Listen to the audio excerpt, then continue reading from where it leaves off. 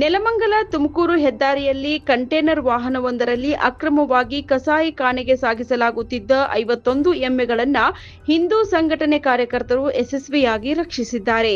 ಹರಿಯಾಣದಿಂದ ಕೇರಳಕ್ಕೆ ಎಮ್ಮೆಗಳನ್ನು ಸಾಗಿಸಲಾಗುತ್ತಿದ್ದ ಈ ವಾಹನವನ್ನ ಹಿಂದೂ ಸಂಘಟನೆ ಕಾರ್ಯಕರ್ತರು ತಡೆದು ತಪಾಸಣೆ ನಡೆಸಿದಾಗ ಅಕ್ರಮ ಸಾಗಾಟ ಬಯಲಾಗಿದೆ. ವಾಹನ ನಿಲ್ಲಿಸುತ್ತಿದ್ದಂತೆಯೇ ಅದರಲ್ಲಿದ್ದ 3 ಪರಾರಿಯಾಗಿದ್ದಾರೆ. ತಕ್ಷಣವೇ ಕಾರ್ಯಕರ್ತರು ಪೊಲೀಸ್ ಸಹಾಯವಾಣಿ 112ಕ್ಕೆ ಕರೆ ಮಾಡಿ ದೂರು ನೀಡಿದ್ದಾರೆ. ಮಾಹಿತಿ ಪಡೆದ ಕೂಡಲೇ ಸ್ಥಳಕ್ಕೆ ಧಾವಿಸಿದ ಪೊಲೀಸರು ವಾಹನ ಚಾಲಕನ ಸಹಿತ ಕಂಟೇನರ್ ಅನ್ನು ವಶಕ್ಕೆ ಪಡೆದಿದ್ದಾರೆ.